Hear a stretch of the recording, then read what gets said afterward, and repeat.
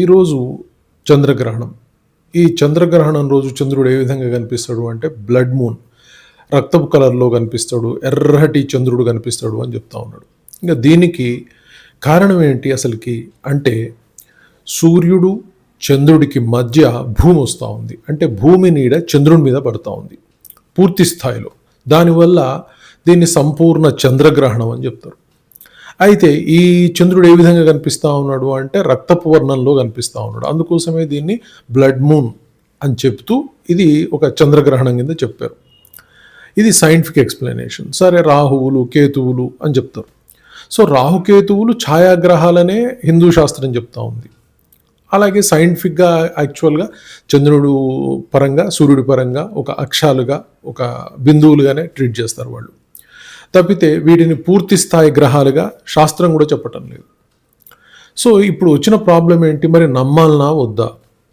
నమ్మాలనా వద్దా అంటే శాస్త్రాన్ని గౌరవించేవాళ్ళు, సనాతన ధర్మంలో హిందూ ధర్మం ప్రకారం ఉండేవాళ్ళు విశ్వాసం ఉండొచ్చు, దానికి సంబంధించిన కొన్ని నియమాలు ఉంటాయి, అవి ఫాలో కావచ్చు, తప్పేం లేదు. కానీ ఈరోజు ఏమైపోయింది అంటే సోషల్ మీడియాలో ఎంత దారుణంగా వచ్చింది అంటే చాలా భయానకంగా చెప్తా ఉన్నారు. బ్లడ్ మూన్ అనగానే యుద్ధాలు వస్తాయి. ఎందుకంటే ఇప్పుడు అక్కడ యుద్ధం జరుగుతూ ఉంది, ఇజ్రాయెల్, ఇరాన్, అమెరికా మధ్య. సో కాబట్టి యుద్ధాలు వస్తాయని చెప్తున్నారు. మరి ఇదేదో యుద్ధం ముందు ఎప్పుడో చెప్పాల్సింది కదా, ఇప్పుడే జరుగుతుందా? ఇవాళ చంద్రగ్రహణం ఉంది, మరి ఈ రోజే స్టార్ట్ అవ్వలేదు కదా. ఇక దీనికి వాళ్ళు చెప్పే తర్క వితర్కాలు చాలా బీభత్సంగా ఉంటాయి. సో ప్రతిసారి కూడా చెడు చెప్పటంలో వీళ్ళు చాలా గొప్పగా ఉంటారు. ఎందుకంటే వీళ్ళు ఎన్కాష్ చేసుకోవచ్చు, వీళ్ళు డబ్బు సంపాదించుకునే ఒక అద్భుతమైన మార్గాలు. మేము ఈరోజు ఈ యజ్ఞాలు చేస్తాం, యాగాలు చేస్తాం, మా దగ్గర రాండి, మీకు తీర్థాలు ఇస్తాం, మీకు విభూతులు ఇస్తాం, మీకు దేవుళ్ళ విగ్రహాలు ఇస్తాం, మీకు ఈ శాంతి క్రమాలు చేస్తాం మేము అని చాలా చెప్తూ చాలా భయానకమైన వాతావరణాన్ని ఈ జ్యోతిష్యులందరూ కూడా సోషల్ మీడియాలో తయారు చేశారు. మరి ఇవన్నీ చూసి భయపడాలనా? ఏమాత్రం భయపడాల్సిన అవసరం లేదు. ఏ శాస్త్రంలో కూడా ఇంత భయానకమైనటువంటి విషయాలు చెప్పబడలేదు. అది వెరీ క్లియర్. అసలుకి చంద్రుడి కిరణాలు ఎక్కడ పడ్డా కూడా ఏమాత్రం చెడు చెయ్యదు అని చెప్పి సైంటిఫిక్గా ప్రూవ్ చేస్తున్నారు. అది శరీరం మీద పడ్డా, ఆహారం మీద పడ్డా ఎక్కడ కూడా చెడు లేదు అని చెప్తా ఉన్నారు. సో మరి ఏంది పరిస్థితి ఇక్కడ అంటే వీళ్ళు చెప్తూనే అబద్ధాలని అర్థమవుతా ఉంది. సరే, మన పూర్వీకులు చెప్పిన దాన్ని గౌరవించడంలో తప్పులేదు, వాళ్ళు ఏమీ భయపెట్టలేదు మనల్ని. కానీ ఈరోజు వీళ్ళు ఎంత భయపెడుతున్నారు అంటే అసలు ఇక లక్షల కొద్ది రూపాయలు ఖర్చు పెట్టుకునే స్థాయికి వీళ్ళు మనుషులను తీసుకొస్తూ ఉన్నారు. వీళ్ళు తినాలన్నా భయపడాల్సి వస్తుంది, తాగాలన్నా భయపడాల్సి వస్తుంది, నిద్రపోవాలన్నా భయపడాల్సి వస్తుంది, కూర్చోవాలన్నా భయపడాల్సి వస్తుంది. గ్రహణం పేరు చెప్తే చాలు వణకాల్సి వస్తుంది.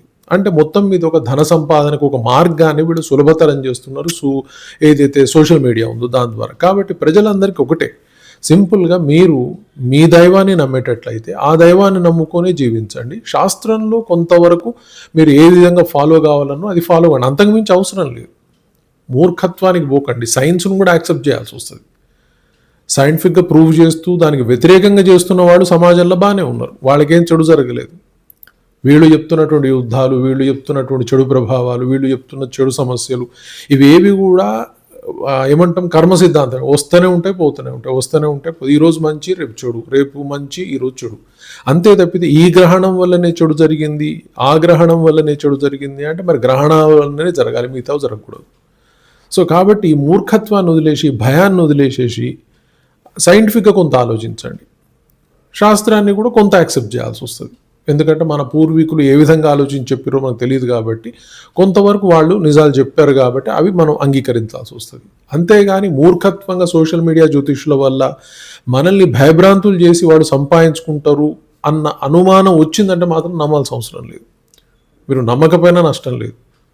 సో కాబట్టి ఎవరు కూడా భయపడాల్సిన అవసరం లేదు, ఈ గ్రహణాల వల్ల భయపడాల్సిన అవసరం లేదు. సైంటిఫిక్గా చూస్తే ఎక్కడ కూడా చంద్రగ్రహణంలో దోషం చూపించటం లేదు. ఈ వర్ణంలో కనిపిస్తుంటే 3 రకాల చంద్రగ్రహణాలు చెప్తా ఉన్నారు. కాబట్టి వాటిలో పెద్ద దోషం ఉంది, ఆ కిరణాల వల్ల చెడు ఉందని సైంటిఫిక్గా ఒక్క భాగం కూడా నెగిటివ్ లేదు. సో ఇవన్నీ మూఢనమ్మకాలా అంటే ఈ కాలంలో వీళ్ళు చెప్తున్న ప్రకారం మూఢనమ్మకాలే. శాస్త్రాన్ని నమ్మడం, శాస్త్రాన్ని దాటిపోయి నమ్మించే విధంగా వీళ్ళు చేస్తున్న మూఢనమ్మకాలు. కాబట్టి ఇంత భయం అవసరం లేదు. ప్రశాంతంగా మీరు ఏదైతే నమ్ముతున్న భగవానుడు ఉన్నాడో, దేవుడు ఉన్నాడో, ఆయన నామాన్ని ఉచ్చరించండి, నామజపం చేసుకోండి, ఆ భగవంతుడు మిమ్మల్ని రక్షిస్తాడు. అంతే తప్పితే భగవంతుడిని వదిలిపెట్టి పూజలెంబడి పడితే మాత్రం ఏ రక్షణ రాదు. అలాంటి ఆలోచనలు చేయకండి. సో శాస్త్ర ధర్మాలంటే ఈ సోషల్ మీడియాలో చెప్తున్న వాళ్ళు మాత్రమే శాస్త్ర ధర్మాలు, వాళ్ళు ఎన్ని శాస్త్రాలు చెప్తారు, ఏ శాస్త్రం ఉందో కూడా చెప్తే సంతోషిస్తాం. కానీ ఏ శాస్త్రం పేరు చెప్పకుండా శాస్త్రంలో చెప్పబడింది అని చెప్తారు. కాబట్టి మీరు అవి ఏవి నమ్మకండి. అలాంటివన్నీ వదిలిపెట్టి భగవన్నామాన్ని ఉచ్చరిస్తూ ప్రశాంతంగా ఉండండి. డెఫినెట్గా మంచి జరుగుతుంది తప్ప ఏ గ్రహణం వల్ల ఏ చెడు జరగదు మీకు. ఇదంతా కూడా ఆలోచించుకొని చేయాలి. Thank you very much. శుభం భూయాత్.